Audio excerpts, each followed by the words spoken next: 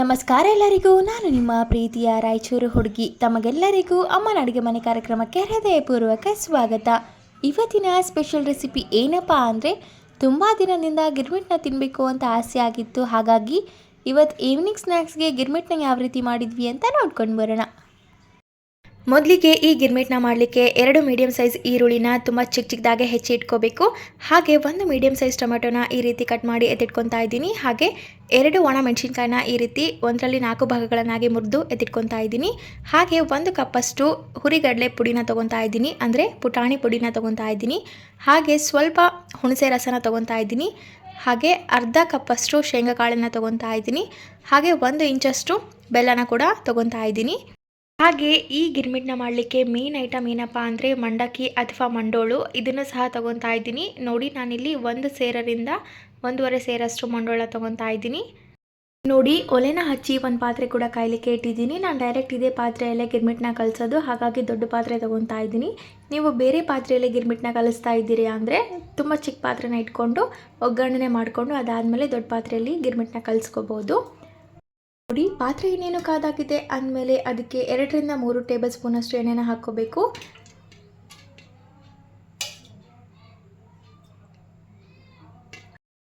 ಎಣ್ಣೆ ಇನ್ನೇನು ಕಾದಾಗಿದೆ ಅಂದಮೇಲೆ ಅರ್ಧ ಟೇಬಲ್ ಸ್ಪೂನ್ ಜೀರಿಗೆ, ಅರ್ಧ ಟೇಬಲ್ ಸ್ಪೂನ್ ಸಾಸಿವೆನ ಹಾಕ್ಕೊತಾ ಇದ್ದೀನಿ. ಜೀರಿಗೆ ಸಾಸಿವೆ ಚಟಪಟ ಅಂದಮೇಲೆ ಸ್ವಲ್ಪ ಕರಿಬೇವನ್ನ ಇದೇ ಹಂತದಲ್ಲಿ ಹಾಕ್ಕೋಬೇಕು.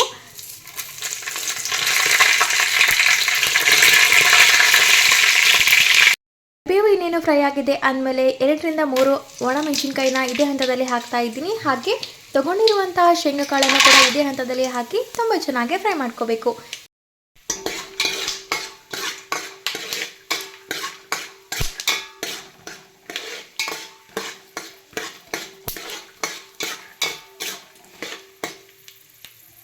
ಶೇಂಗಾ ಇನ್ನೇನೋ ಆಲ್ಮೋಸ್ಟ್ ಫ್ರೈ ಆಗ್ತಿದೆ ಅನ್ನುವಾಗಲೇ ಮುಂಚೆನೇ ತೊಗೊಂಡಿರುವಂತಹ ಈರುಳ್ಳಿನ ಇದೇ ಹಂತದಲ್ಲಿ ಹಾಕಿ ತುಂಬ ಚೆನ್ನಾಗಿ ಫ್ರೈ ಮಾಡ್ಕೋಬೇಕು. ಈರುಳ್ಳಿ ಹಾಗೆ ಟೊಮೆಟೊ ತುಂಬ ಚೆನ್ನಾಗಿ ಫ್ರೈ ಆಗಬೇಕು.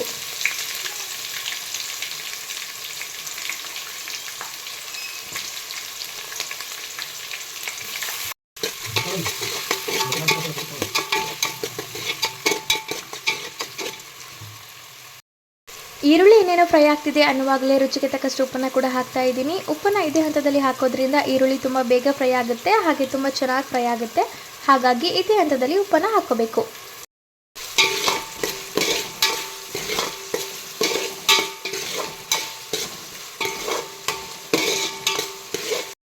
ನೋಡಿ, ಈರುಳ್ಳಿ ಇನ್ನೇನೋ ಫ್ರೈ ಆಗ್ತಿದೆ ಅನ್ನುವಾಗಲೇ ಇದೇ ಹಂತದಲ್ಲಿ 1 ಇಂಚಷ್ಟು ಬೆಲ್ಲನ ಹಾಕ್ತಾ ಇದ್ದೀನಿ. ಹಾಗೆ ಒಂದು ಸ್ವಲ್ಪ ಹುಣಸೆ ಹುಳಿ ಕೂಡ ಹಾಕ್ತಾ ಇದ್ದೀನಿ.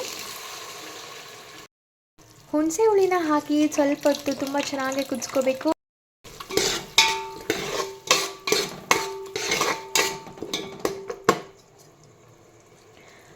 ಹುಣಸೆ ಹುಳಿನ ಹಾಕಿದ ಮೇಲೆ ಗ್ರೇವಿ ತುಂಬ ಚೆನ್ನಾಗಿ ಕುದಿಲಿಕ್ಕೆ ಸ್ಟಾರ್ಟ್ ಆಗುತ್ತೆ. ಇದೆಲ್ಲನೂ ತುಂಬ ಚೆನ್ನಾಗಿ ಕುದ್ದು ಸ್ವಲ್ಪ ಗಟ್ಟಿ ಆಗಬೇಕು, ಅಲ್ಲಿವರೆಗೂ ಅದನ್ನು ಕುದಿಸ್ಕೋಬೇಕು.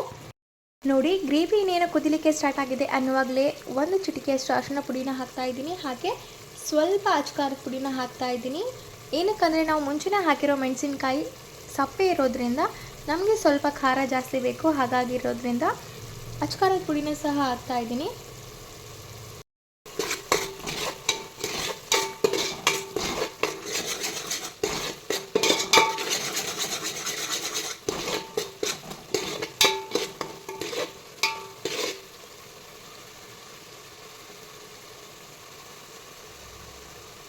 ನೋಡಿ, ಆಲ್ರೆಡಿ ಗ್ರೇವಿ ಎಲ್ಲ ಸಖತ್ತಾಗಿ ರೆಡಿ ಆಗಿದೆ. ಇವಾಗ ಫ್ಲೇಮನ್ನು ಆಫ್ ಮಾಡಿಕೊಂಡು ಇದನ್ನು ತಣ್ಣಗಾದ್ಮೇಲೆ ಹಾಕ್ಬೋದು ಅಥವಾ ಬಿಸಿ ಇರುವಾಗಲೂ ಹಾಕ್ಬೋದು. ತಣ್ಣಗಾದ್ಮೇಲೆ ಹಾಕೋದ್ರಿಂದ ಪುರಿ ತುಂಬ ಖಡಕ್ಕಾಗಿರುತ್ತೆ, ತುಂಬ ಟೇಸ್ಟಿಯಾಗಿ ಬರುತ್ತೆ. ಅಥವಾ ನಿಮಗೆ ಬಿಸಿ ಇರುವಾಗಲೇ ಹಾಕಿದರೂ ಕೂಡ ಇಮಿಡಿಯೇಟಾಗಿ ತಿನ್ನಬೇಕು. ಇಲ್ಲ ನಾವು ಸ್ವಲ್ಪ ಇಟ್ಟು ತಿಂತೀವಿ ಅಂತಂದರೆ ಅದು ಕಂಪ್ಲೀಟಾಗಿ ತಣ್ಣಗಾದ್ಮೇಲೆ ನಿಮ್ಗೆ ಎಷ್ಟು ಬೇಕೋ ಅಷ್ಟು ಗ್ರೇವಿನ ಮಂಡೋಳನ್ನು ಹಾಕಿ ಅಥವಾ ಮಂಡಕ್ಕಿನ ಹಾಕಿ ಕಲಿಸ್ಕೊಂಡು ಇದೇ ಹಂತದಲ್ಲಿ ಪುಟಾಣಿ ಪುಡಿ ಅಥವಾ ಹುರಿಗಡ್ಲೆ ಪುಡಿನ ಹಾಕ್ಕೊಂಡು ತಿನ್ನಬೇಕಾಗತ್ತೆ. ಅದ್ರ ಮೇಲೆ ನೀವು ಡೆಕೋರೇಷನ್ ಆಗಿ ಅಥವಾ ಎಕ್ಸ್ಟ್ರಾ ಈರುಳ್ಳಿ ಹಾಗೆ ಟೊಮೆಟೊ ಆಗಿರ್ಬೋದು, ಕೊತ್ತಂಬರಿ ಸೊಪ್ಪನ್ನ ಹಾಕ್ಕೊಂಡು ತಿಂದರೆ ಸಖತ್ ಟೇಸ್ಟಿ ಆಗಿರುತ್ತೆ. ನಾನು ಇದನ್ನು ಬಿಸಿ ಇರುವಾಗಲೇ ಹಾಕಿದ್ದೀನಿ. ಏನಕ್ಕಂದರೆ ಸ್ವಲ್ಪ ಬಿಸಿ ಬೇಕಾಗಿತ್ತು, ಹಾಗಾಗಿ ಬಿಸಿ ಇರುವಾಗಲೇ ಹಾಕಿದ್ದೀನಿ. ನೀವು ಇದನ್ನು ಕಂಪ್ಲೀಟಾಗಿ ತಣ್ಣಗಾದ್ಮೇಲೆ ಹಾಕಿ. ಈ ಗಿರ್ಮಿಟ್ ರೆಸಿಪಿ ಮಾತ್ರ ಸಖತ್ ಟೇಸ್ಟಿಯಾಗಿ ಬಂದಿತ್ತು, ನನಗಂತೂ ತುಂಬಾ ಇಷ್ಟ ಆಯಿತು. ನೀವು ಸಹ ಈ ರೆಸಿಪಿನ ಖಂಡಿತವಾಗಿ ಟ್ರೈ ಮಾಡ್ತೀರಾ ಅಂತ ಭಾವಿಸ್ತೀನಿ. ಸೊ ಇದಾಗಿತ್ತು ಇವತ್ತಿನ ಸ್ಪೆಷಲ್ ಉತ್ತರ ಕರ್ನಾಟಕ ಸ್ನ್ಯಾಕ್ಸ್ ರೆಸಿಪಿ. ಈ ರೆಸಿಪಿ ನಿಮಗೇನಾದರೂ ಇಷ್ಟ ಆಗಿದ್ದರೆ ಅಮ್ಮಮ್ಮ ಅಡುಗೆ ಮನೆ ಯೂಟ್ಯೂಬ್ ಚಾನಲನ್ನು ಲೈಕ್ ಮಾಡಿ, ಶೇರ್ ಮಾಡಿ, ಕಮೆಂಟ್ ಮಾಡಿ ಹಾಗೂ ಅಮ್ಮಮ್ಮ ಅಡುಗೆ ಮನೆ ಯೂಟ್ಯೂಬ್ ಚಾನಲನ್ನು ಸಬ್ಸ್ಕ್ರೈಬ್ ಮಾಡಿ. ಧನ್ಯವಾದಗಳು.